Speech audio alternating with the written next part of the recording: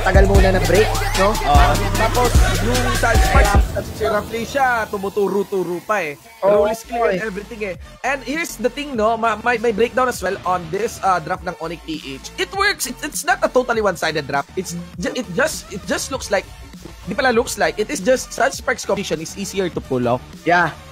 This is, I think, Kuya Shinbu, ito yung napag-agreehan natin with the side of Sunsparks, no? Ito yung team na iisa talaga yung puso, iisa yung galaw, unzalm, kumbaga. No? Tapos, wala na silang adlib sa tawan, no? Parang, stick to basics, fundamentals, kailangan ng carry, wag na madlib, lagay tayong carry, nanalo yung Kimi, Kimi ulit, hindi binan, ganun lang Hindi nakaban yung link. Kunin yung link, diba? Ganun lang. Meron silang backline. Sige, try natin ng onte. Natalo tayo. Pero ganun pa din. Parang, si Grid lang yung nila parang player na nag-iiba-iba, no? Na usually si Lee na yun, nakanatalo. Siya yung parang pinag-grid player nila. Pero yung apat, stick to one Loyal, pare. Well, ang maganda, mapapansin mo rin na walang aggression na nangyayari mula dito sa Onyx despite having a Hanzo which is supposed to be denying. Kasi although legit panel naman yan at hindi na, I wouldn't consider that as a cheese. Still, you cannot deny the fact yung power ng Hanzo to deny Caps is quite quick, diba? With that passive. Yeah, pero Kuya Shin, kailangan mo rin ng 5 hits with the passive and mahirap kasi may Natalia. May Natalia. So hindi ka kagad makakapunta. Pero may ng kampahan dito sa gitna. Heals are coming in pero yung Hanzo, Otlum ay hindi mapapatay si KLBJ. Jay is still alive, Venus still alive as well. Hindi. And of course, balik lang ulit sa may cap dito yung Hanzo natin. Pero still, the skirmish here to the mid lane continues mga kaibigan. We got my Venus getting clip on. Dilar into the front line, tries to forge back with the fire misses, was able to escape. Green that is. Eto yun to yung patig na sinasabi natin. But Iakno is still on. Wise will also fight. Devastator to be casted. I think missing its went for the torn backline. Hahabol sa Kimi. And of course comes Jay. Goes for that law and order para makuha ng stand. Pero I think they have to fall back. No, casually. Pero ayun, may laban doon yung Oni. I think hindi nga nag-agree ako sa Shinbu na medyo nagkakaroon ng fatigue factor ang Onyx right now, especially since kahapon they played an hour game, kanina pa sila naglalaro, tapos yung sobrang patient game kanina, ang laking factor nun, especially Sunspark, din to momentum boys din tong mga to no? Ito yung team na grabe yung confidence kapag alam nilang lambang sila sa momentum. So, kailangan iwasan ng mga Onyx yung mga ganong klaseng engagement dahil again, KLBJ doing his best. Look at this. Munti ka namatay. At na-backstab actually si Dilar talaga doon. Nabumabayad ngayon yung Natalia. Ba't ka JP there? Well, kill completed on by My Venus kasama din syempre si Jay. Now, si JP pala, no? So, KLBJ along with Rafflesia naman will be posing onto the turtle. Pero etong ayoko kasi this is the direct counter for the Hanzo. Grid is paying dividends big time para dito sa mga taga-Sunsparks. For the most part, yung mga kill na nagagaling sa kanila, 100% participation din yung Natalia. Oy, nahuli si Grid. Hello, old teammate. Hello, tol. Sabi ni Grid dito, I'm taking my talents to Makati. And I agree with you, man. Especially with the execute. Yung kasi, matit lang yan pag nirum Pero in totality, yung stat ng original hero, ang baba. At hindi ka rin makakapag one-on-one, yung hindi ka makapag-normal unless sobrang ultra late game. Pero pag early, yung Otlum talaga yung gagamitin mo. Kasi parang, yung skill niya, ano lang ba nabibigay, di ba? Yung passive na agat, tapos yung spikes, di ba? Yan si Hanzo, Yan si Hanzo, parang poster profile sa Facebook Ganda ng itsura mo, hataw ka, pag balik dun sa original mong itsura mo, Hanzo Combi. Ladies and gentlemen, let's see. Kompleto naman ang palitan, 1-for-1, still Wise. Pinnacle Ninja will be into the front line, falling it back. JP flickering in, went for the unstoppable force, back to My Venus, siling turret. Turret pa. Bilang mambalisa niya, bumibisaya na yung baler ko ba? Ano ba yan ba? Shoutout sa mga tropa natin dyan sa provinces, no? With the GCQ, pero grabe pare. Alam mo, si Iakno, ka din ML pa din ML pa rin, nag-aapo yung mga tol, Nako, eto na, gusto na ni Iakno Alam niya hindi pwede mga kamalian ng nakaraan. Devastator sa may harapan ang KLBJ. And again, alam natin. Pero, Dilar! Swag Dilar! pero of course, silog siya pabalik. Merong immortality ka, ganun nga. Hindi na hagip ng fire stakes and still KLBJ is alive and on. Grabe talaga, parang chess nga. Sabi dito ni paring Prof B, yung hari po, protektahan nyo. Isa na lang sana, checkmate na ay, maiintindihan mo yung pasok ni Dlar, pero sobrang maiintindihan mo. He has the immortality, di ba? Pwede mag-proclass insanity. Pero man, ang hirap kasi, that was a total outplay coming in from KLBJ. Pero I feel like, may patig din ulit na naman. Oo, patig yung ganong decision. Parang konting tulak pa yung mga ganong klase. Like, eto, hindi na consider ni Dilar na may nagtatago sa may side brush, na burn ka agad yung piraga niya. He wants to go for the torch back, may baka para sa kanya, pero namaalam ulit si Dilar dito. And that's not good, no? Na-block ng Minion, yung unang fire blast dito ni Oh My Venus, re-engage si paring Green. Good thing dumating dito si Wise, goes for the race fight, Devastator. Double kill has been secured. That will lift their spirits up, but of course, this is a Kimi composition. And of course, kapag merong nangyaring bakbakan, that goes without saying na may makukuha pa rin pangganti yung side na may Kimi. Oh, grabe. Yeah, again, Kimi composition and muntikan pa si Oh My Venus doon. Yes, Shinbu, I would take that trade. That was actually a nice trade for Onyx PH na wala si Dlar, pero nakuha naman ng 2 kills. Gusto nyong i-funnel na si Wise with the Bounty Hunter. So again, maintindihan mo, look at this. This is the instant replay. That was a sneaky move coming in from Sunsparks. Nice assist agad para sa Onyx PH. Ang ganda ng tulak actually ni Oh My Venus pabalik. Sumut pa doon yung Pinnacle Ninja, diba? So, because of the positioning. So, good trade for Onyx, but still, ikaw na nagsabi, pare, Kimi game. You really need to get KLBJ. Tsaka, may micro mistakes pa rin doon. Like, na-block ng isang minion yung first kill dito, may Venus. Yung mga itong micro mistakes, it's a fatigue, diba? Oo. Pero namatay si Kill. Yeah. Patay nila si Kill. Lalit si Kill, punish kay Rafflesia. Still, nasaan si Greed, no? On this Natalia, mukhang may sense si Dimpler ngayon kung saan tumatagag ko lagi yung Natalia dito. Pero he's burning his time just to hunt down this Natalia. Yun yung problem ngayon. Definitely. But now, Greed dito, papasok. Smoke screen. Nakulong siya dito. But there's the dash out. Iyakno. Nagkakahanapan. Oy, sino papasok? Nakompleto. Nahuli. Mineri go round. Kahit mapatay si Greed doon, hindi yun mahalaga, guys. Kasi you're racing against the Kimi. So, napatay mo pa rin yung main panel ng kabila. Pero kung 2 for 1 plus the turtle, maybe pwede na. The trade is not so bad. Kasi naman pinalit din na objective yung Kimi. Yeah, pwede na. Grabe. Value trade coming in from Onyx PH. Medyo okay pa to. Meron nga talagang fatigue factor. There you go. Napapital dito ni paring Dilar. Paunahan na to sa Lito G. Pero hindi. Kill na lang daw. Sabi ni paring Kiluwash.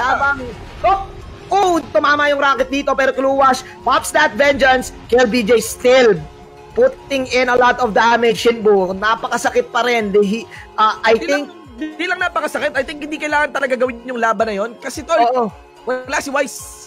May panel, burst of panel. So binawi na naman ng Sunsparks doon kung ano yung parang kahit papano naging okay mula sa side ng Onyx PH. Still the same formula, nagmamanifest dito. Yung lakas ng comp dito ng Sunsparks, finesse check ngayon ni Wise dito si Natalia. But of course, she needs to fall back. She is way into behind enemy lines. Pero ayan, ang dami nating sinasabi, asan pa rin yung nag-check kay KLBJ. Di behind si KLBJ ngayon, Sunsparks is set to take full control of this game kahit sabihin nating may gold lead at dito ang Onyx PH. Yeah, definitely they're really setting the tempo dito, Shinbu. It goes to show that yung teams na to, no, parang sabi nila hindi pwedeng kayo magdikta ng tempo. Kami sa amin kayo magre-react and we will take good trades, 'di ba? We will take value trades. Even though namamatay mga supports namin, ang pinaka-main damage out namin ay si KLBJ and we would take that, diba? We would take that anytime, anywhere, any place. Any place, and that's the problem, no? Dinidelay nila yung pag-abate ni Wise. Lumapit si Wise dito, goes for the side. Also, Greed naman, showing himself papunta kay Jay. May nakakuha ng attention yata sa may pinakalikod. There's gonna be Dilar dealing out some big damage sa mga member ng Sunsparks. Nakapag Dilar, but was able to creep on tabs. Unstoppable force naman mula kay JP dito. Torch back, immortality of Dilar now. Na-question ko kanina is paying off. Good. Hindi pa napap yung immortality niya, makes the attention of Sunsparks na inilagay sa kanya awkward. Yeah, awkward decision there, parang Shinbu, pero I'm guessing that time Onyx ang nanalo sa trig, no?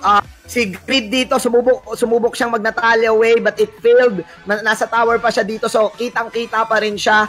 Onyx PH, nice maneuver there, especially the decision making din kay Dlar kahit papano kasi yung lineup ng Suns na pahiwalay sila kay Grid. More of that type ng gameplay para sa Onyx PH. Hindi pa sila ganun, no? Sa mga viewers natin guys, bibigyan ko kayo ng magandang idea kung paano panoorin yung laban na to. Tingnan nyo yung minimap. Tapos, ang nangyayaring laban is actually for the most part 5v5, no? Kanina pa. Pero it will be of how the way Sunsparks will push forward every time na merong idea si Grid kung nasaan si Wise. Yun na nga. Pero ayun lang, kung ganito, na walang masyadong clear na backup, ay hindi, napatay ni Grid si Wise, no? Still that's unstoppable, but still the funnel of Onyx is gone. Ito yung sinasabi natin, yung lead kanina, di ba may 2K gold lead, tapos may kilid yung Onyx, ayun, nawawala. Oo, kasi, again, yung trabaho ng isang Natalia dito na di Grid, is to hunt down Wise. Kahit mamatay ka, di ba? Basta't mapatay mo din, napipigilan yung power spike eh. Napipigilan yung edge output. Yeah, well, there's fight here to break out kay JP naman and oh my Venus fighting back. Jay soaking up of damage mula kay Kel BJ. Pero anong entrada ni Iakno dito? Tumalon si Kiluwas, kumukuha sila ng distansya, buna sa kanya. Hindi pa sumasipa si Iakno, I think fallback na. As they've thrown everything away. Grabe to, ang weird nito kung manalo yung Sunsparks in this manner. Kasi ang mapapanalo si Grid. Si Grid, pa ng Onyx na sabotage ngayon sila Wise. Oh my God. Sobrang poetic nun, no? Sobrang poetic. Grabe nung storyline na yon, Shinbu, and man, look at Grid. Wapa, Kels, diba? Baloy, Tohoy. Sabi nga ni Butters, sabi niya nga pag nag-champion daw sila, bibili niya na yung bagong pares. Yung magpa-franchise na siya ng Parisan, and he's really doing well being the vision of Sunsparks. At alam mo naman, kapag may vision, merong mission. Mission yun. Nakompleto, nagpakita si Dilar sa may mismong Lord. It allowed the members of Sunsparks to fall back into the Lord. Pero yun na nga, Wise now revealing himself. Andun pa rin si Grid. Di pa rin talaga nila makita. They need to fall back. Oh my Venus, does any idea na hindi pwedeng umabante si Wise dito? Actually, kung yata ng posisyon si Wise, lumapit si Wise sa laban! Ay, di! Yung sorry na din. Alam siya mga kaibigan, nakumpleto na naman ni Grid yung mission niya, but at what cost? KLBJ and Rapi siya. Grabe si Grid, no? Parang espiritista. Alam niya kung nasan yung dinadasalan niya ng Espiritu Santo. Grabe. Nakita mo yun, nakita sa replay kanina na si Grid, nag-inbi doon na malapit sa mid tower, second tower. Nakita niya si Wise na nag-oorasyon. Sabi ni Grid, nandyan ka pala. Sige, hinintay niya mag-clash. Tapos yun, ginombag niya. Ginombag niya bigla si Wise. Talagang inuhuli niya si Wise. Eto ngayon may way eh. Pwede eh. Onyx PH, pag nag-online yung foreman nila, kahit hindi makasali ng effective si Wise sa laban. This is gonna be their win. This is gonna be their game. Kasi ngayon, kanina, no, parang, grabe ka naman sa Onyx. Lamang naman daw, ba't ka nagbo-vote nila? Ngayon, nalap sila, I'm starting to get the feeling na, parang nagiging okay na yung foreman unit nila kahit hinahassle ni Grid si Wise. Definitely, Shinbu, especially that they now have immortality. Immortalities na to eh, tsaka Athena Shield eh. Sorry. Tsaka tol, si Iakno tol, tingnan mo pala. May damage, men. Tsaka 603. Nagpe-pay off yung pagti-TikTok talaga ni Iakno dito, men. Pili ko, na to eh. Siya yung huhuli kay KLBJ. Pero again, this is KLBJ, isa sa mga safest scores in the game. Will the redemption arc be completed para kay Iakno? Pero again, pa din eh. Ang hirap to. Lots of pressure for Iakno, Kuya Shinbu. Yeah. Okay yung nag-tightrope din yung game na to. Katulad ng game kanina. This could still go in any direction. Pero I do feel na wala ng delay to. Ang baba na ng wave clear ng Onyx dito kahit may nandun si Wise. Although, hindi ko, parang meron pa rin naman silang depensa pag inhibitor third yung push. Pero wala pa tayo sa inhibitor third push, mga kaibigan. Oh my Venus position. What is that, ladies and gentlemen? Also, Jay will be dropping that glorious pathway. Habang tumagos naman yung pamulto dito ni Wise na wala pa rin di mahuli si Grid. Dumiretso nakuha si my Vino, may pinakataas na may pass. It would be on Iakno. Will be shot down. Way of the Dragon will be connected. Pwede palang sumipa kahit patay na. And that's it, ladies and gentlemen. Sunsparks. Now, oh my glove. Control of this game, yeah. Sobrang laking misposition dito for Onyx PH. I mean, Sunsparks capitalizing on the fact na nakikita ni Grid agad yung mga tao. And man, Onyx PH, wala lang sinasagot dito sa Natalia eh. Kailangan na lang nila i-clear yung Lord na yan, and Onyx PH need to prepare on that inhibitor third push. Jay was able to survive. Umabot si JP dito, may pagka-overextend yan. Still hindi pa rin binibigyan ng freedom si Wise na makapaglapag ng kanyang klitcha. Mga kaibigan, nakita mo, walang Wise dito. They have no idea of where Grid is. Dito nagugulo lang. Nagpaparamdam na lang, exclamation point, yung playstyle to ni Haze na inuulo na lang din yung Onyx PH. Eto, guys, ikaw kung fan ka ng Onyx PH, guys, ako na nagsasabi sa inyo, they are now... Kung nasan yung Otlum, nalalaman mo saan magro-rotate, yung Onyx. Again, isa lang yung damage output mo ngayon. Si Hanzo, yung Cho mamaya, yes, may damage. Pero, again, this is Sunsparks. Kabisado din nila yung Cho game. Alam din nila yung alam din nila na, papasok na yung Cho, magna-knock up na yan. Di-purify tayo. May ganong factor, Kuya Shinbu. Yep, malalim. Okay, mga ganun sana pwede na labanan dito ng Onyx. Ang problema ngayon, Tol, is that they still don't know kung nasa si Grid mo. Ang gusto nila patulad si Grid. On their way of hunting Grid, na push yung Lord sa taas, mabibigay na to. Etong inner mid lane turret, inhibitor turret na talaga ang huling depensa ng Onyx PH. Sunsparks, gustong-gusto na nila mag-champion. Kaya maintindihan ito ng Onyx team, gano'ng gusto itong squad na asul. And let's see here, ladies and gentlemen, ang dali makadepensa. Siyempre, ng isang Hanzo kapag mismo base, papasok pa ba? Nasa base na nga mismo yung Hanzo natin. Ang daming-daming siya nabitawan. Nakapag-wave clear naman si Wise dyan sa may pinakataasan ni Dilar as well doing the wave clear, clearing up the Lord. But Luwash knows better. He will go for the push out of the bottom lane. Action from every part of the map, ladies and gentlemen. But again, yung Onyx PH, yung lineup nila dito, mas gusto sana nila nararamp silang 5, tapos mamumuli si Kuya Wise, nababurn ang mga skills nila dito. Meanwhile, Sunsparks pressuring every side of the map. Meron pa silang immortalities dito, that's why hindi talaga sila takot pumasok, hindi sila takot ang pressure. Reset lang muna, and then mamaya papasok na naman ulit. Grabe, Sunsparks gutom na, gusto nang kumain, gusto nang duminer, gusto na mag-championship dinner nitong mga players na to, nitong team na Azul. Yes, Tol. 55 seconds onto the next Lord. Yan ang gusto ninyong bantayan. And look at Grid now, binabak! Binabanatan niya yung torre para lang makakuha ng pressure, makakuha ng atensyon. Si Iakno, inuhulaan na lang yung pwesto ni Grid dito. Binabalyo niya yung mga old teammates niya, Shin. Oh my God. Binabalyo ni Baloy. And now, we got here Tabs, kinuwas now to the bottom lane. Kailangan pigilan to ni Jay, tinotodo niya rin all teammates dito. Kiluwas ni Jay. Ladies and gentlemen, Iakno into the top lane. Para lang makakuha ng attention, walang no choice. Alam ni Grid yung first one. Tumalon si Rafflesia, umompiang kay Iakno, and there's no trade on this skill. It's just Iakno gun. That timer ko Iakno, ilang kaya ang mabibigay sa kanya? 51 seconds. Lalabas 51 seconds. Lord. Hindi rin nila mapatay si Kiluwas. Oh, no, 2 seconds bago mabuhay si Iakno. Then buhay na rin yung Lord. Grabe, crucial pick of Grid. Ladies and gentlemen, alam mo, Tol, 65, Tol. Grabe. Talagang Sunsparks na to. Yeah, I'm taking that bold prediction. Dahil kung ito, makaya pa ng Onyx, they're very deserving onto getting Game 5 or maybe becoming champion. Kasi right now, Sunspark is playing out of the mind. Is playing really well. According to their defense, on this one. Yeah. And mirakulo. Kailangan ng mirakulo ng Onyx dito sa ganitong sitwasyon talaga. Hindi nila magawa yung plano nila kasi palaging may daga na nanggugun. If you're gonna think about it, Shinbu, yung 4 na heroes ng Sunsparks, Kiluwas, Kel, BJ, Rafflesia, and JP, kaya niyan mag 4 on 5 eh. Kasi may 3 kang frontliner na merong damage, diba? May crowd control, may zoning, and enough yung damage ng Kimi nila eh. Naniniwala sila na yung Kimi nila hindi naman na shutdown, so may damage yan, tapos hindi naman din sila umaasim eh. Hindi sila nag-overcommit.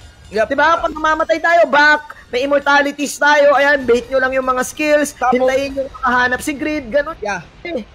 Tapos basa ng Sunsparks eh. Yung mindset ng Onyx na hindi basta-basta lalapit kung hindi nila nakikita si Grid.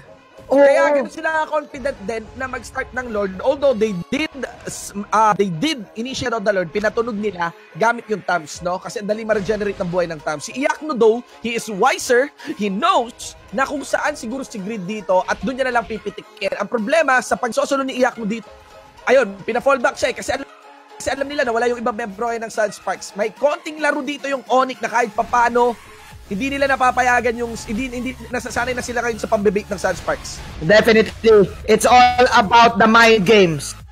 Paring Shinbu, saikuhan ang nangyayaring laban. Ibang klaseng saikuhan na to ang ginagawa ng Onyx. Ngayon, nasaiko na sila ng tuluyan. Nasaiko na nila ang Sunsparks, sumaiko na ng tuluyan. Sabi nila, i-lord nyo na. Ang dami, hindi, nag-back pa din. Grabe. Yeah, kasi may split na ginagawa si Iaknu. At alam naman natin kung 4-1 kanina, dinidis ko yung 1 sa 4. Lalo na yung mga teammates mong, alam mo yan, nagtatry mag-split push yung 1.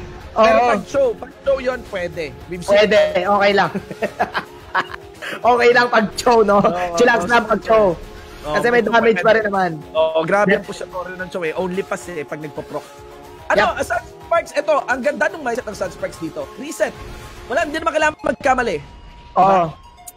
Pero I think yung Onyx medyo umo-okay yung nangyayari sa kanila ngayon. Dahil nga nasa base na si Wise, hindi na siya namamatay. Nandun na lang yung Otlum. Kanina medyo kailangan niya pang mag-jungle, kailangan niya pang mapasakabit. Oh no! Holy guacamole! Sunsparks! Mapipitasan naman si Iaknu. Mukhang makakapagmabaw. Nag-flicker si Oh My Venus doon. Oh my God. Nandun pa rin yung patig dito ng mga taga-Onyx PH.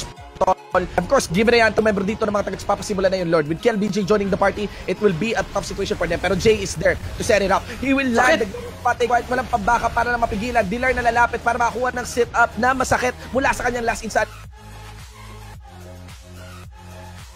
Jay is still alive. Bakunachi no Ipo, Iaknu sa may Gedli. Binabdibulak nila Felicia dito. Habang sila kiluwa, si JP naman ang bumibigis sa kanila. Habang si Green, hinahunting pa rin si Wise. Pero, alam din ng Onyx ito, nagro-rotate sila kay Wise. Nakita nila si Green! Huli ka, Green! Sa wakas! Ang tagal pinangarap ng Onyx na mahuli si Green after a million years! Ngayon lang yung mission, hindi pa nga nakita sa camera! Kumbaga, hindi pa rin pinakita sa madla! Pero kiluwas, di sila papauin. May minions! May minions pa rin ang kalaban ng Onyx after so many years! Pero eto maganda, nakakapag-itemize si Jay against KLBJ dito. Hindi basta madadrop si Jay ngayon. Kanina na-witness natin. Pero problema, sino yung napap doon? Si Oh My Venus. And of course, unstoppable force just to get a kill. But a Winter Truncheon will be there. Binurn ngayon. Niraflesia yung kanyang talon against to Oh My Venus. Habang may makbakat sa may pinakataas. Kiluwas against Iaknu, ladies and gentlemen. Habang si Wise naman hindi kasali sa may laban dito sa may mismong Lord. Muli nga member ng Sunsparks. Nakalikod si KLBJ, JP. And that's it. They were able to shoo away members ng Onyx PH. Hindi na nila mapatay. Wala ang nahihirapan sila dito. Oh My Venus sacrificing himself. Kailangan niya na talaga gawin yun. Dahil kung hindi, pwedeng makuha na kayo ng Lord ng Sunsparks. But man, ang hirap. Kiluwas. Kabisado niya rin yung Joe eh. Alam niya rin na kaya niya i-take ng one-on-one yun. But okay, namatay na siya dito. Nice pick off there, but the mission has been done. Diba? Basag yung tower dito and still Greed is now alive at manggagamol na naman. Shinbu, nang gugulo na naman yung daga.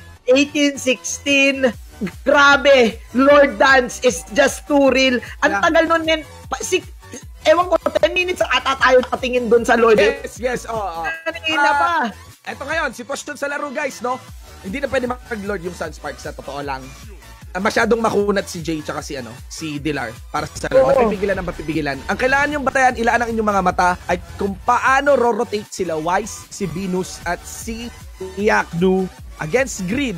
Against Greed, sa totoo lang. Kasi 4-1 pa rin yung Sunsparks eh. Ang ginagawa ngayon ng Onyx, 2-3. Dilar, Jay sa Lord. Tapos 3 para kay Greed.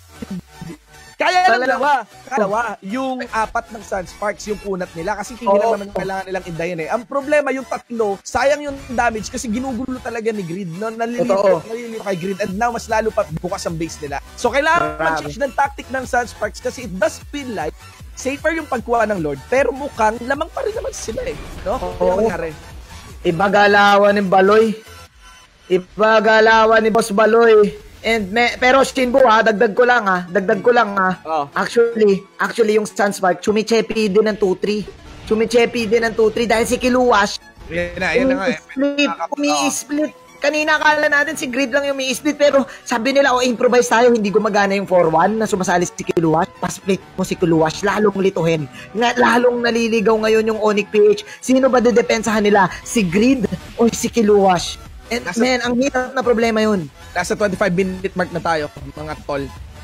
Onyx at tagal nilang inasam ito, makabalik sa finals. Hindi na to pwede basta-basta na nilang bitawan. Ilaban na nila. I would not sugarcoat it. There are mistakes mula kay Oh My Venus doon, no?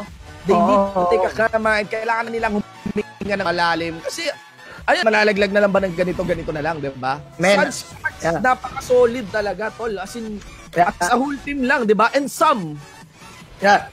Pare, in terms of momentum, 'di ba? Mas confident ang Sunsparks coming into this series kasi again, series-wise, hindi pa nananalo ang Onyx. Nananalo lang sila ng games, pero yung ganong confident na sa'yo, kaya namin series 'yan.